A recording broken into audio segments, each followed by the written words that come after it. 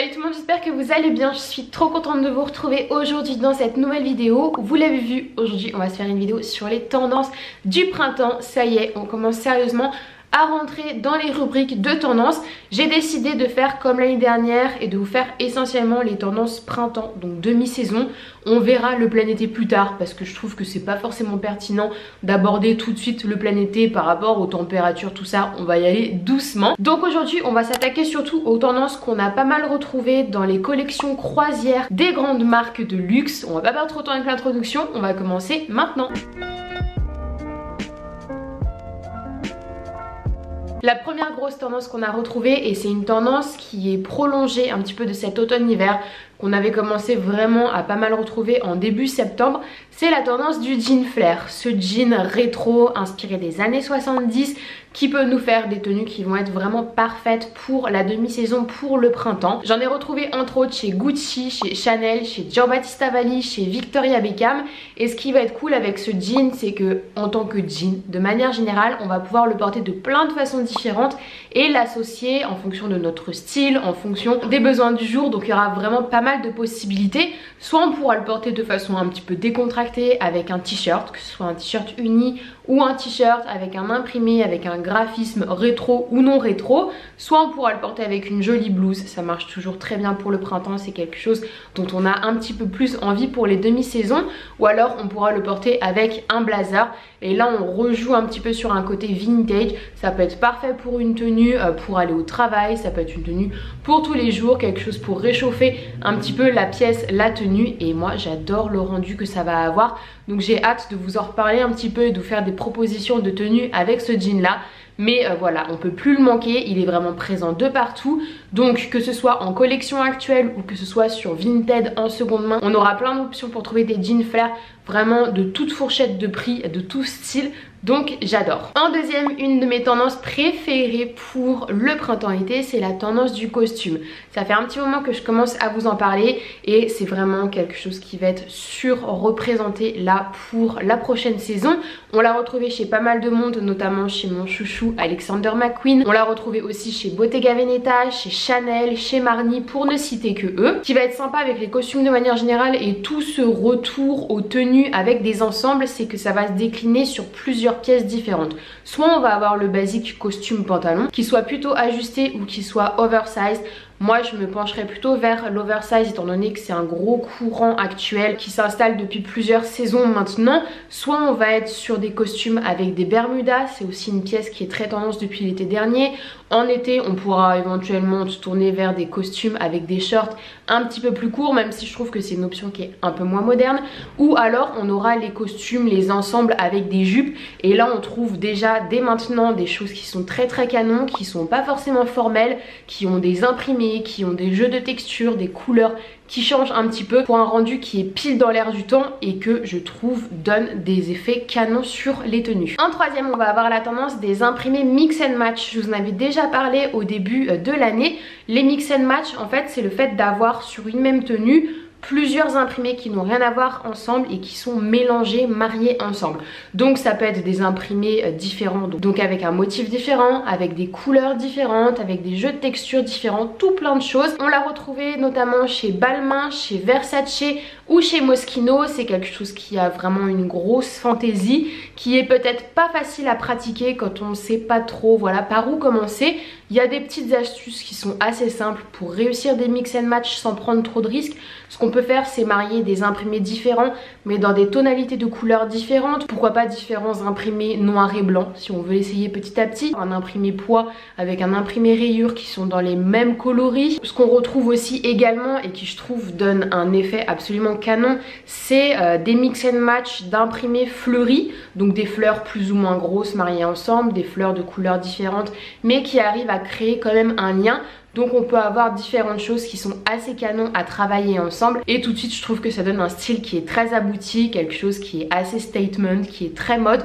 Donc pourquoi pas essayer. En plus de ça, ça peut apporter de la couleur en plus de la fantaisie de base de l'imprimé, donc ça peut être parfait pour le printemps. En quatrième, c'est une couleur cette fois-ci, mais qui est pas traitée juste comme telle, qui est pas juste une tendance couleur qu'on a retrouvée. C'est la tendance du rose un petit peu bubblegum. On l'a retrouvé entre autres chez Balenciaga, chez Balmain, chez Gucci ou chez Chanel. Le rose cette saison, il est un petit peu surreprésenté. Alors je ne me l'explique pas forcément. Et la façon dont il va être présenté également, c'est en all over. On a retrouvé beaucoup de total look rose, des tenues carrément joyeuses dont on peut avoir envie pour la demi-saison. De manière générale, au-delà du bubblegum, on a aussi retrouvé pas mal de rose pastel. On le sait, à la demi-saison pour l'été, le pastel c'est vraiment des tonalités de couleurs qu'on retrouve beaucoup. Donc on va avoir ces deux options là. Le pastel peut être éventuellement plus facile à aborder qu'un rose plus vif. On va le retrouver en uni ou on va le retrouver en imprimé. On va le retrouver par petites touches ou en all over comme je disais, donc il y en aura vraiment pour tous les goûts. Mais voilà, ça apporte quelque chose d'assez joyeux, ça apporte quelque chose d'assez énergique à la tenue. Donc pourquoi pas se tourner vers ce type de couleur là pour donner un gros coup de boost à nos tenues de demi-saison. En cinquième, et je vous en avais déjà parlé également, on a toujours ce retour au color block. Là ça va faire 2 ans vraiment qu'on plébiscite le color block, des tenues qui sont très fortes en couleur. Un mariage de couleurs assez osé, donc on va pas hésiter vraiment à en mettre plein les tenues. J'ai retrouvé ce type de tenue entre autres chez Valentino, chez Gucci et chez Bottega Veneta. Encore une fois, ça donne plein d'aspirations, d'associations couleurs. Je vous avais fait une vidéo sur comment porter les couleurs en hiver avec pareil des idées de color block. Est-ce que ça vous intéresse que je refasse ce type de vidéo là pour le printemps avec plein d'idées d'associations, des idées voilà de combos, de tenues, etc. Dites-le moi en commentaire et j'y réfléchirai. C'est vrai que quand on n'a pas l'habitude de porter vraiment des couleurs, on peut être un peu freiné à faire tel ou tel mélange. Il faut oser, il faut essayer, on regarde devant le miroir. Si ça nous semble correct, on y va.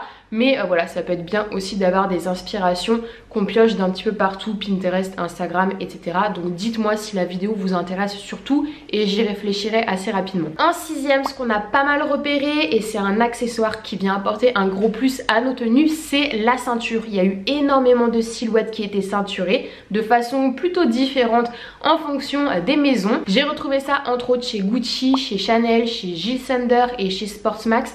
Chez Chanel, on l'avait déjà vu, je vous en avais un petit peu parlé, on retrouvait la ceinture portée à même le ventre. Donc avec des crop tops ou des tailles plutôt basses, c'est quelque chose qui est un petit peu particulier, quelque chose qui nous fait un peu penser au début des années 2000, donc assez vintage. Moi personnellement c'est pas du tout l'option vers laquelle je vais me tourner. Ce que je vais trouver plutôt sympa, c'est quand on va venir ceinturer des vestes de blazer. Je trouve ça très très cool, on vient structurer la tenue. Quand on a des pièces qui sont un petit peu oversize, pareil, on peut jouer avec des ceintures et ça change complètement la donne sur la tenue. C'est un accessoire qui aboutit un petit peu plus la silhouette, qui donne un effet de style supplémentaire, donc je trouve ça toujours assez sympa à travailler. J'aime bien avoir plusieurs options de ceinture à la maison, comme ça je peux les rajouter des fois quand je trouve qu'il manque un petit truc à la tenue. Donc on va vraiment beaucoup en retrouver, il y aura pas mal d'inspiration sur la ceinture. En septième, et un petit peu à l'opposé de tout ce qui va être mix and match, color block, grosse fantaisie, on a un retour aussi aux tendances minimales. Alors pour certaines maisons, j'ai regardé un petit peu les revues de défilés et quelles avaient été les inspirations des collections, et pour beaucoup en fait qui avaient l'habitude parfois de faire des collections assez fantasy,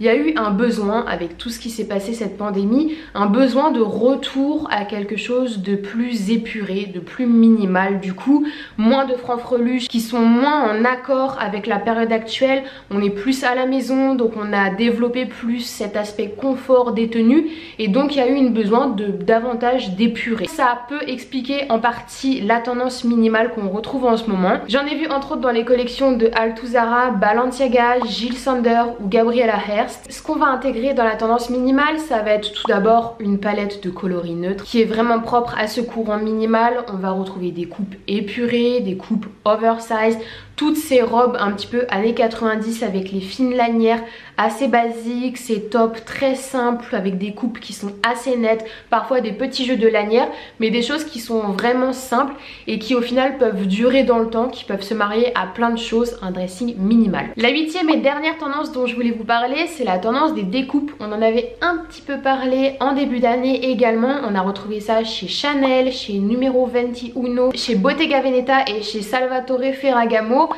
Cette tendance elle va se retrouver un petit peu sur différentes typologies de pièces de différentes façons. Au niveau des tops on va avoir pas mal de jeux d'asymétrie au niveau des cols. On va avoir des cols qui sont plutôt découpés, on va avoir au niveau des hanches aussi des découpes comme on a retrouvé chez Chanel.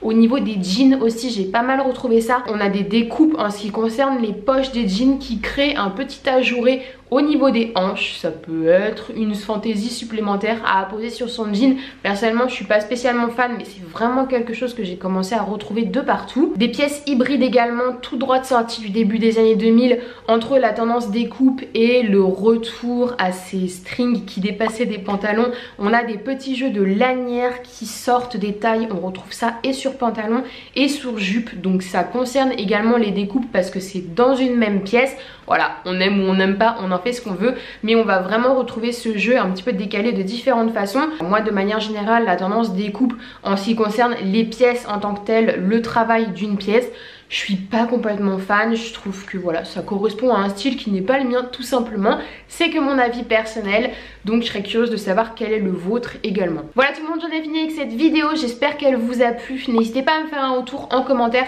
sur les tendances de ce printemps 2021, celles que vous préférez, celles que vous aimez le moins. S'il y en a d'autres également que vous voulez mentionner, comme d'habitude je fais un tri parmi toutes les tendances qui sont présentes, donc je ne vous montre pas tout dans cette vidéo. Il y aura des déclinaisons avec les tendances de chaussures, je vous ferai des sélections sur les vestes de demi-saison, tendances, couleurs, etc. Comme d'habitude, comme ça on va couvrir un petit peu tout le sujet. Si vous avez des demandes de vidéos, n'hésitez pas à me le faire. Comme d'habitude, je prendrai tout le monde en considération. Si vous êtes nouveau ou nouvelle sur cette chaîne et que vous voulez suivre un petit peu les vidéos tendances, conseils, look, histoire de la mode qui est ici, n'hésitez pas à vous abonner.